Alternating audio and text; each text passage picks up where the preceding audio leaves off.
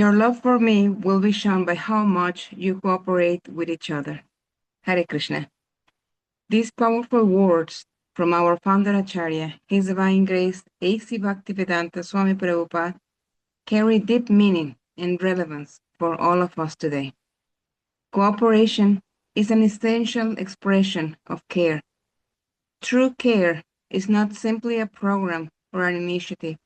It is a genuine feeling of empathy, concern, support, and compassion for others. I'm Shama Mohini Devidasi, and I serve as a secretary for the Vaishnavi Ministry North America.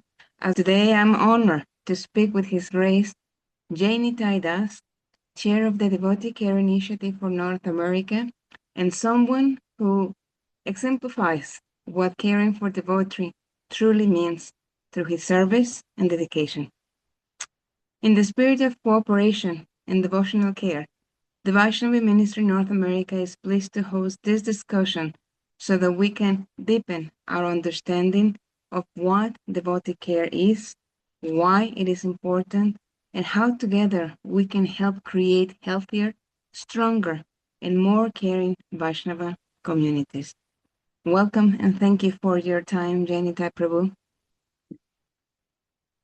Thank you, Shamohini Devi. You're the personification of care, and always it's an inspiration to be in your association. So I thank you very much for inviting me for this little talk.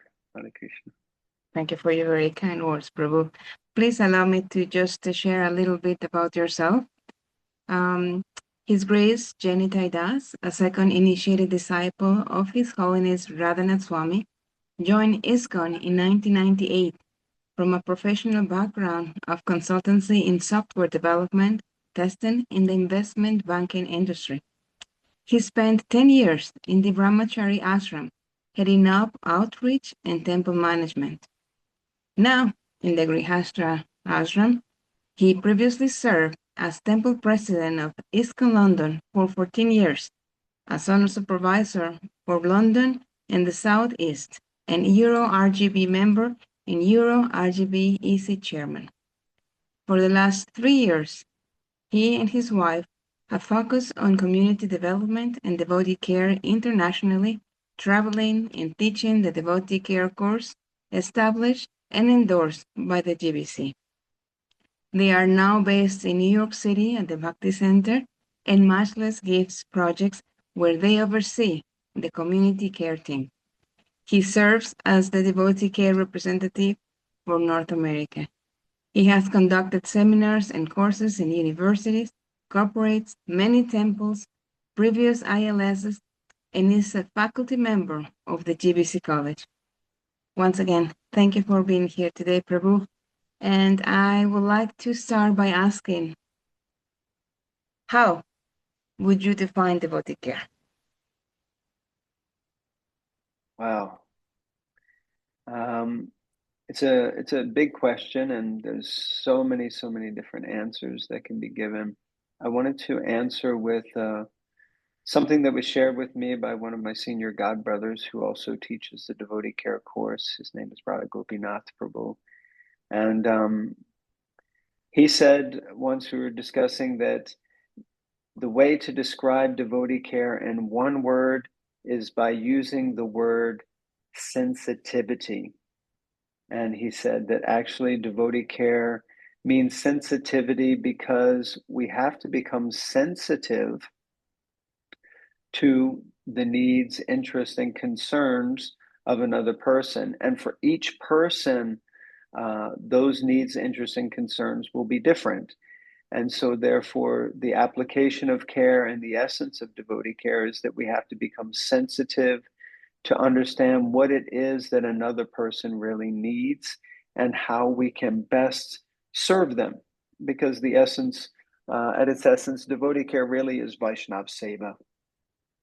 It's service to the devotees, which we know is more dear to Krishna than his own self.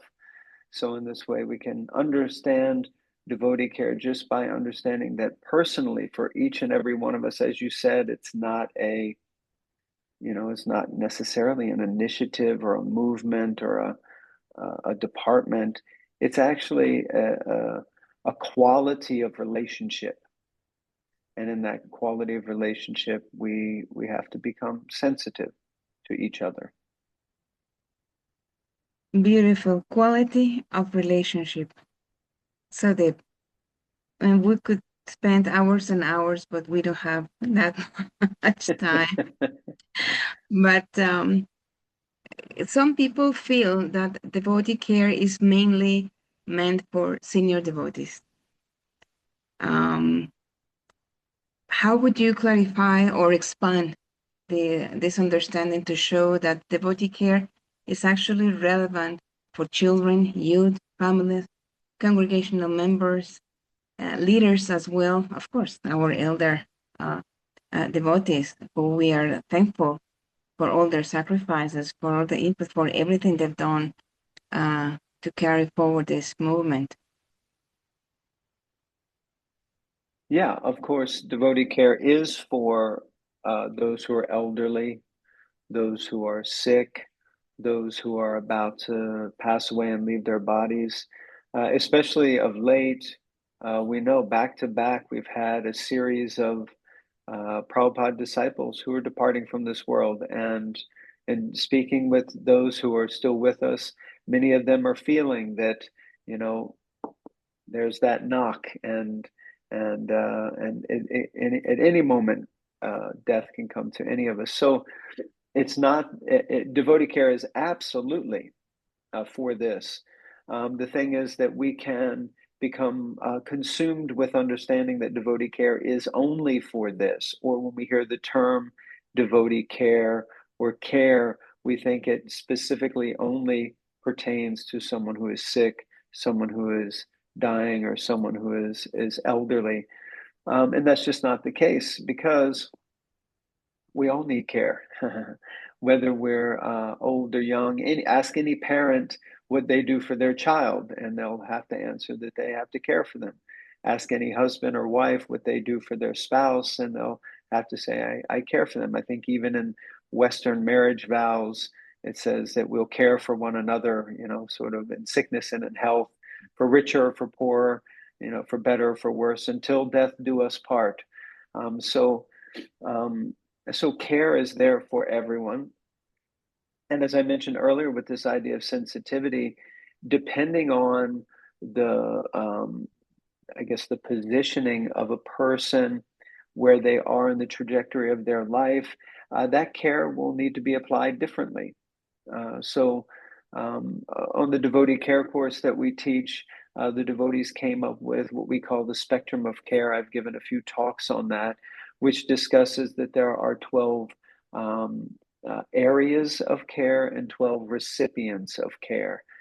And that means that care is really for everyone. You mentioned leaders. Of course, our leaders need care. If we don't look after and care for our leaders, the persons who are meant to be strong and spiritually, mentally, intellectually, physically, who are guiding us, then we're all kind of going to be lost. And at the same time, we need to look after the person who's cleaning the temple floors or washing the pots, or look after the children who aren't necessarily, quote unquote, giving anything back. We need to imbibe this mood of care, because it should be across every aspect of our society, every aspect of our communities, that we are really imbibing this mood of Vaishnav Seva, this mood of sensitivity, and this mood of care. Again, it goes down to affecting the quality of our relationships. And I think you open with this, that we'll show our love for Srila Prabhupada by how we cooperate together. And cooperation means that we care. We care about the other person's perspective, and we care enough to encourage other people like that. Anyway, again, we could go on for hours. I could anyway. Oh, me too. It's so important. Yet, Yeah. unfortunately, sometimes we are asked, well, what does devotee care and all this awareness have to do with Krishna consciousness? So, how do you feel devotee care, or what do you feel devotee care is essential for the future growth and sustainability of ISKCON? not only in North America, but worldwide. I lost you there for a minute. If you could repeat that, you got held up. You said, Oh, the last I heard was some people say, what does all this devotee care have to do with Krishna consciousness? yes. So why do you feel devotee care is essential for the future growth and sustainability of ISKCON, not only in North America, but worldwide? Worldwide. Yeah, such a beautiful question. And it's so true. It is sometimes people would say, oh, where's devotee care mentioned like this, like that? But Srila Prabhupada signed every one of his letters, your ever well wisher. Now, if that's not care, it means that I'm forever wishing you well, forever wanting you to be in a good space. And he also often signed, if not always signed, I hope this finds you in good health. So Srila Prabhupada always looking to see that devotees are in good health, understanding the premise given by Bhaktivinoda Thakur that health, sadhana, then service. That if we have good health, then that will help us to have good sadhana, and that will help us to give good service. Excuse me. So, in this way, and devotee care, I often somehow think of the pastime of Jai and Vijay at the gates of Vaikuntha when they meet the four Kumars, and how there's the little disagreement that occurs. And then Krishna, he comes out and he explains, he takes full responsibility for Jai and Vijay. And he also is describing that how dear the four Kumars are to him, how dear his devotees are to him, how dear the Vaishnavas are. So much so that he says he's even prepared to lop off his own arm for his devotees. So Krishna cares about his devotees. It's very clear that he says that to Arjuna, that if you think that you are my devotee, you're not my devotee, but one who understands that they are the devotee of my devotee, then they become my devotee. And Lord Chaitanya says, Gopi Bhartur Padakamala, you are das, anudas, anudas. We're the servant of the servant of the servant. So what does a servant do? A servant cares. A servant looks after, cares for the master. One who sees, Prabhupada said we should address each other as Prabhu. That means master. We're seeing each other as senior to us, and we're feeling ourselves in a subordinate position. What does that mean? It means that I look after, I care for you. I'm your servant. How can I serve you? So this is the mood of care. So really, Krishna consciousness, I would say, is nothing other than care, devotee care. And what is it that Srila Prabhupada did? He came across the ocean to America because he cared about the living entities, para dukkha dukhi. He could feel the distress. And there are so many stories. Prabhupada, living in London for so many years, is one of Prabhupada driving down Oxford Street and seeing people looking in the shop windows, and he started to cry, and the devotees asked him, why are you crying? And he said, all these people are just wasting their lives looking in these windows trying to find happiness, and Krishna is there in their heart. And so this is the mood of a devotee, that they feel care. Now oftentimes, and unfortunately I think sometimes, we have an overwhelming amount of care for new people, but we forget to continue to care for the people that we've made devotees in the past. And that kind of creates a separation where people feel like, and I just heard this story again recently. I heard it from Jayapataka Maharaj, that he was at a gathering, a Sunday feast, and there was a new guy, and his name, whatever his name was, Joe or John, and he was talking to him, and after some time he realized that this guy wasn't new, and he said, no, I've been coming for like 10 or 15 years. And he's like, but why are you kind of introduce yourself as a new person? He said, because I learned very quickly that if you're a new person, you get lots of attention. And once you become initiated and you get the Das name, then they treat you all kinds of different ways. so, so like that, we really need our, and how will it make a difference? Because our society also needs to grow, and we need to understand that if we don't look after our devotees, if we don't care for our devotees, then they won't stick around. They won't be here. Um, People leave perpetually. It's like a conveyor belt. And of course, Prabhupada said, don't be surprised who leaves, be surprised who stays. But he also said that we have to take 50% of the responsibility when someone goes away. And I always like to say that we should take 100% of our 50% of the responsibility, and we should feel fully that I have a part to play in helping to keep people around, helping them to feel at home, helping them to feel loved. Because if people feel loved in a community, then they will stay. Radhanath Swami often talks about the fact that it's not our philosophy necessarily that keeps people.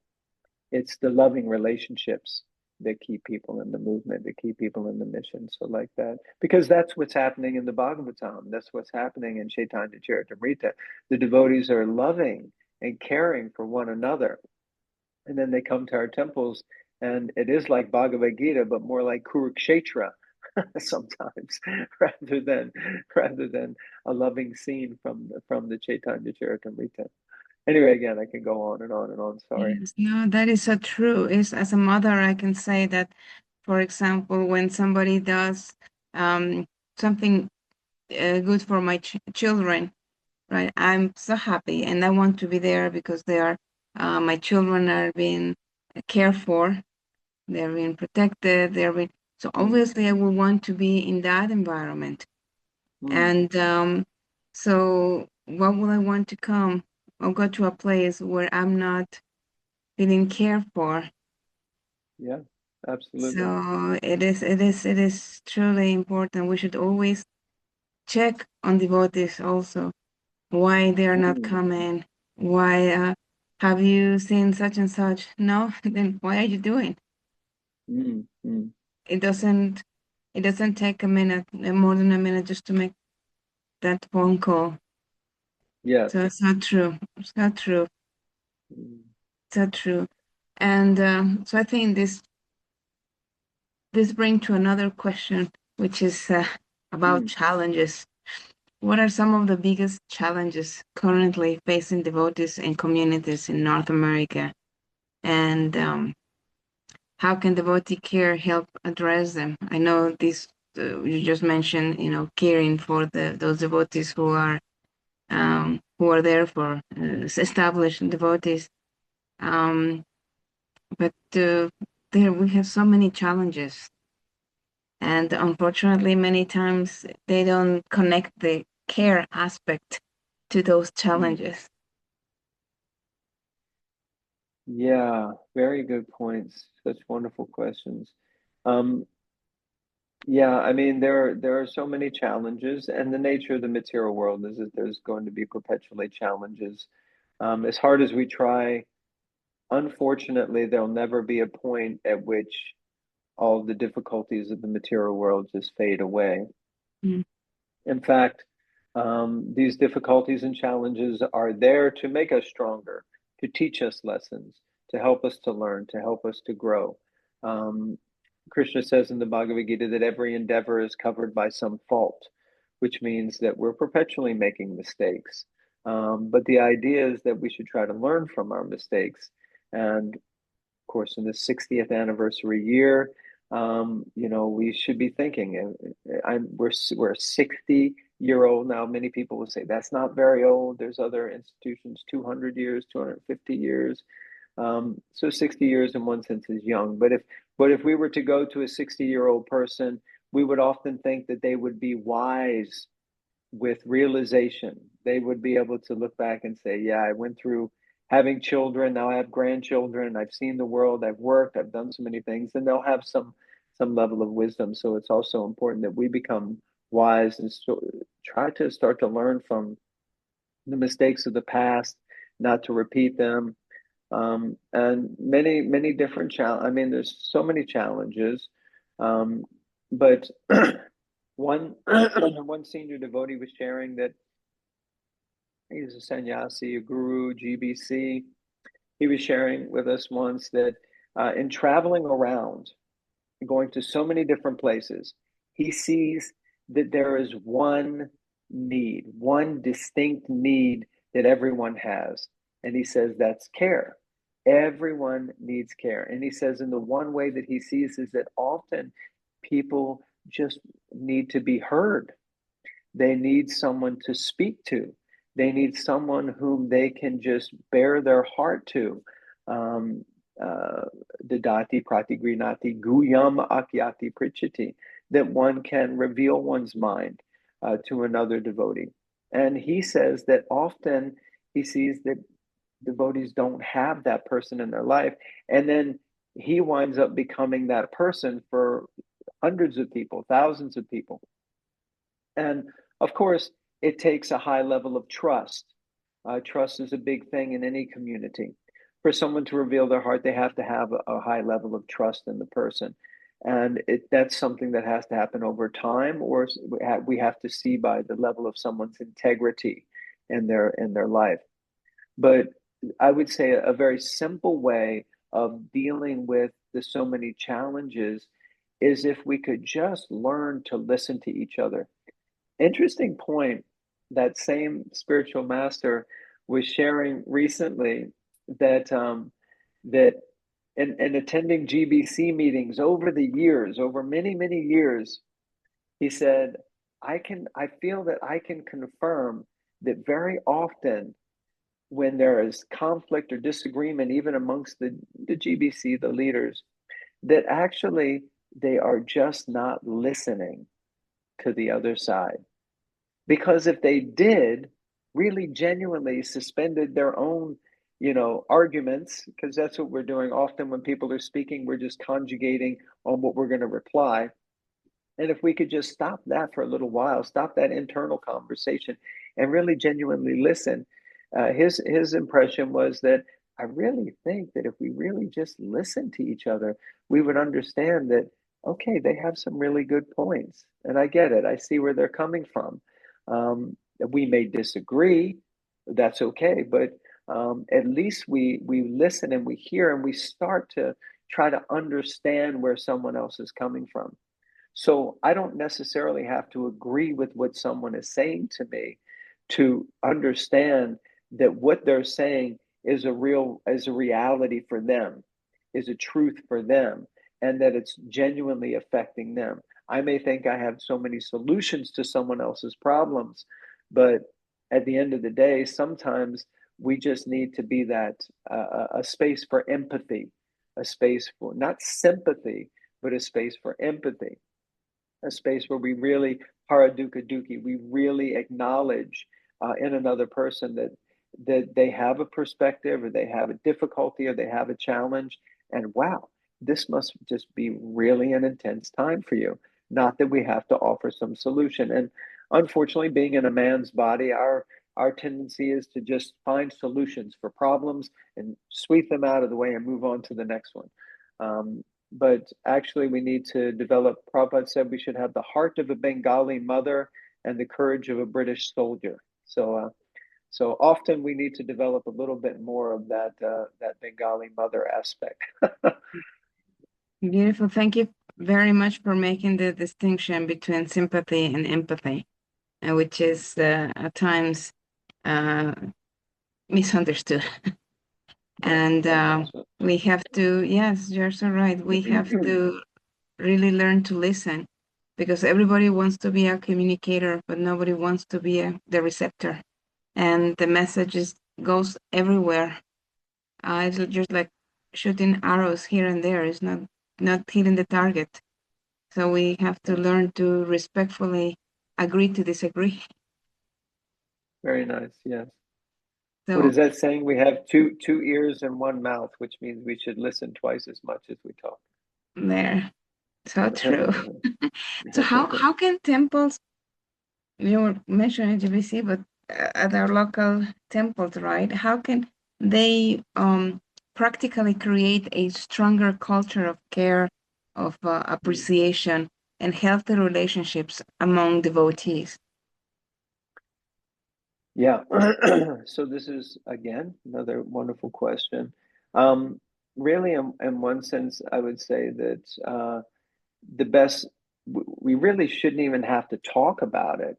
I was listening to a lecture this morning, and because you're with the Vaishnavi ministry, a question came from the speaker to two senior devotees asking them, how can we encourage ladies more in our movement? And one of the devotees, and everyone on the panel was male men, and one of them said, "I don't understand the question. Like, how can we make ladies feel more included?"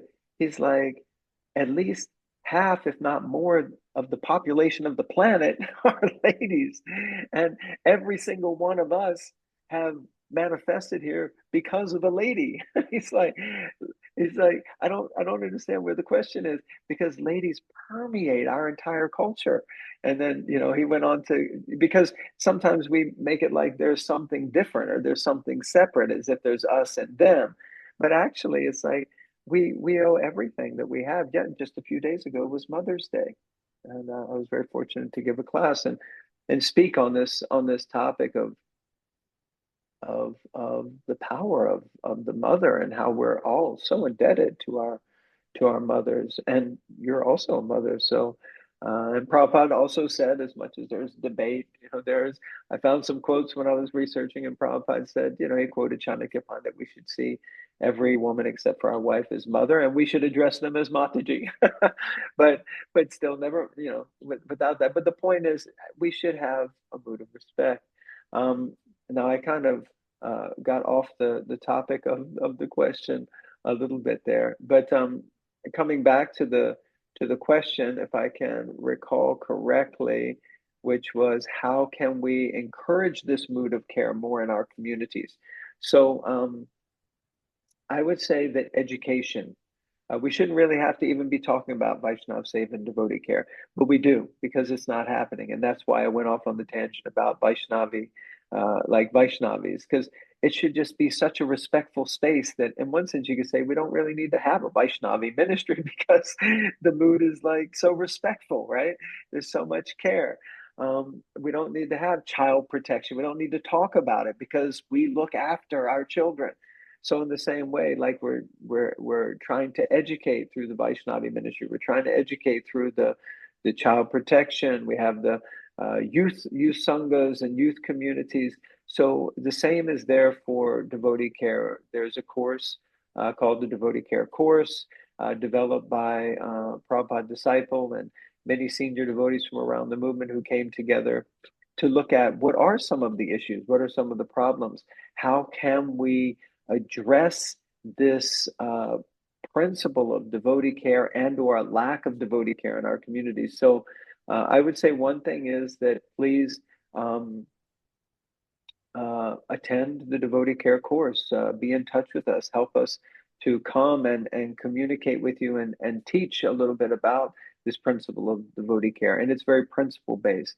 Another thing that we're trying to do is encourage that in every one of our centers around the world, but especially focusing here in North America, that in every center there should be at least one person who is a devotee care liaison. Just like you have in every center, you would have a head pujari, or you would have a sankirtan leader, or you would have a temple president, or a head of finance, or a head of a child protection officer, or a representative for communications for the Vaishnava ministry. Vaishnav. But in essence, we should also have a devotee care officer in every temple, and we should have a devotee care office in every one of our centers. So those are a few ideas. Yes, thank you, Prabhu. Education, training, that is so important. Particularly, so many devotees have put together amazing programs, and yes, to make corrections of mistakes that have been done in the past, but we want to make sure that that the programs and that the movement will continue, and we will only be able to do it through education and through, again, training programs. What would you tell devotees who run away at the thought of training. Do I have to spend this many hours on training? I don't have time for that.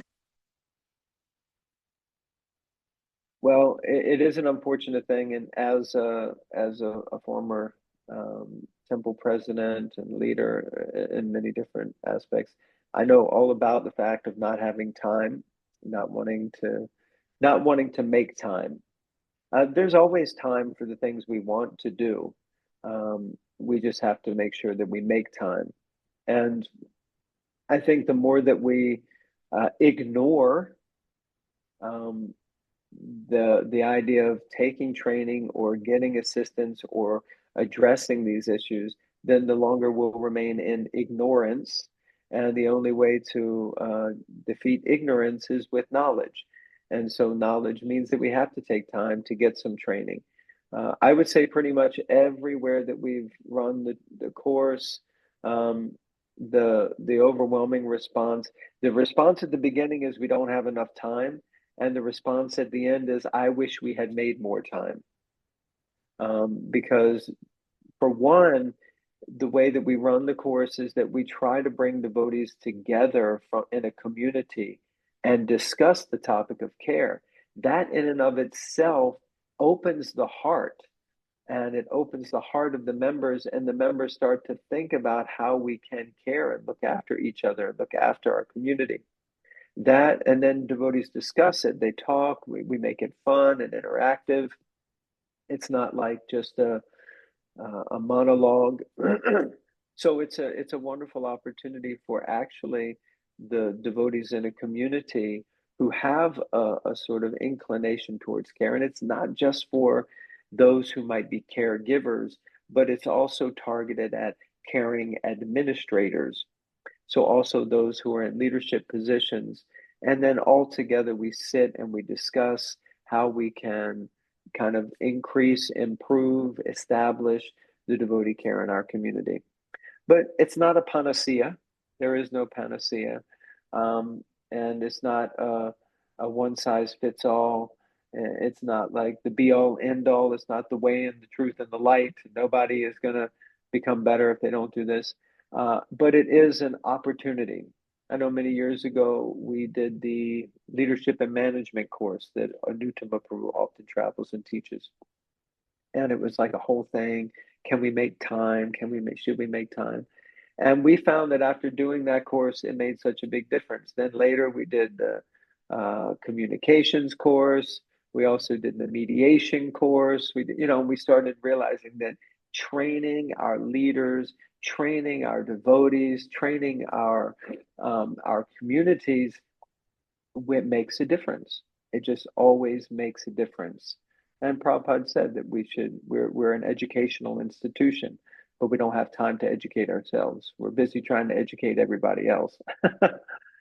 It's important for the leadership to be to understand the role they have in training and communication and accountability. So that it plays plays an important part in establishing effective devotee care programs. As we come to an end, Prabhu, and looking forward to the future, what is your vision? I can stay longer, but what is your vision for devotee care in North America, and how can individual devotees contribute to that vision?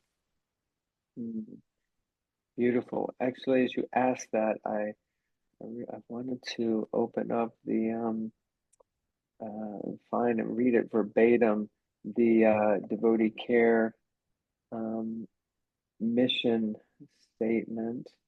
Yeah, let me see. I think I have it here. Just bear with me for a minute if I can get it open,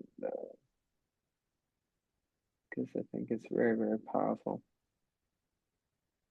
Yeah, where is it here? Yeah. So I really love this. It's Our mission is simple. We want every devotee to be spiritually happy, materially well situated, and positively identifying with ISKCON as a caring society. So that I would say is a large vision and or mission. Because if we're honest, um, I don't, even though Prabhupada coined this phrase, chant and be happy, but I don't always see devotees are really susukam. They're not, you know, Yeah. overflowing joyfully performing their service, unfortunately. And we have to see, why is that? I also often see devotees are not necessarily materially well situated, and that can mean an abundance of things. It doesn't just mean every devotee should be rich. That's not the case. We see in Lord Chaitanya's mission that there were devotees, Kolavecha Sridhar. He was just a banana leaf salesman, but it wasn't that Lord Chaitanya was encouraging him to become wealthy. And at the same time, Shivananda Same was obviously an extortionately wealthy person. And King Prataparudra, and then you had Rupa Goswami and Sanatan Goswami. They, lived as mendicants.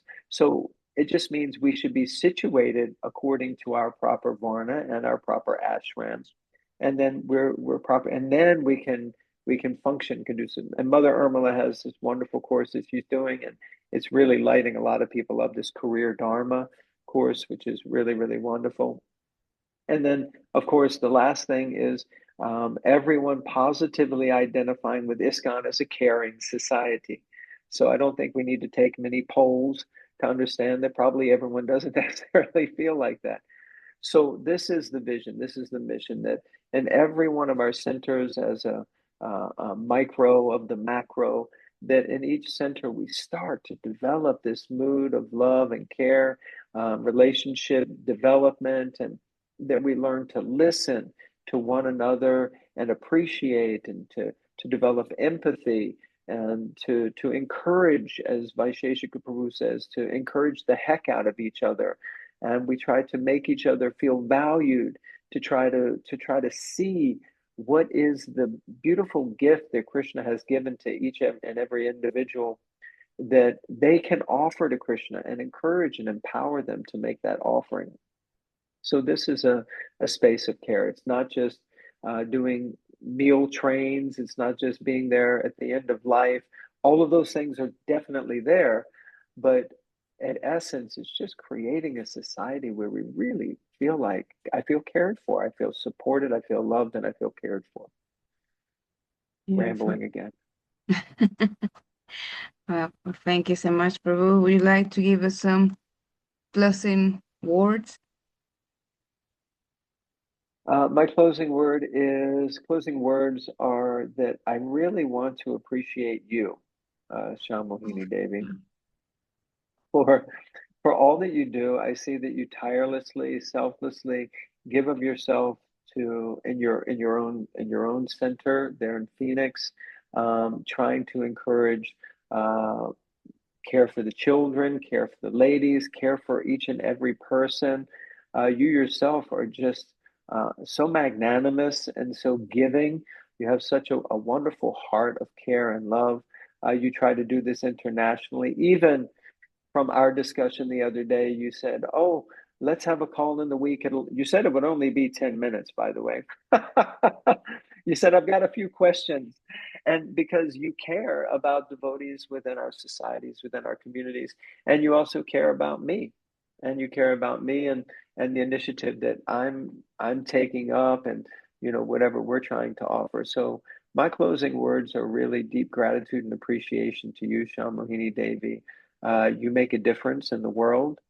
You make a difference in our society, in the ISKCON society, and you make a difference wherever you go. It really has impact. So I want to thank you very much for everything that you do, and for allowing me to have a little piece, be a little speck of dust in your life, in your world. I'm very grateful for that. So thank you very much. Thank you for your extremely, extremely kind words, Prabhu. Thank you. Thank you very much. We sincerely appreciate you. We appreciate you taking the time um, to share your insight and heartfelt understanding of devotee care. So, and it took a little bit over 10 minutes, but but conversations like this remind us that caring for devotees, again, is not optional, it's foundational in building healthy relationships, safe families, and strong spiritual communities. We cannot demand something that we don't give. Tomorrow, we cannot ask the leaders of tomorrow, you have to take care of me, you have to care for this, you have to care for that, if we did not teach them by our example. And Beautiful. so when we learn to cooperate, to support one another, and to sincerely care beyond positions or titles, then we create environments where devotees really feel valued. Yes. They feel heard, they feel protected, and of course inspired in Krishna consciousness. Otherwise, they will not be inspired. So we hope we can continue striving and embracing Srila Prabhupada's teachings and his examples of caring and increasing our spirit of cooperation, of empathy, service one another, and sensitivity. Thank you so much, Prabhu, for everything you do. Hare Krishna, and for all of you, always remember Krishna. Never forget Krishna. Powerful instruction by Srila Prabhupada. And if we think about it, that instruction is also an instruction of care. Hare Krishna.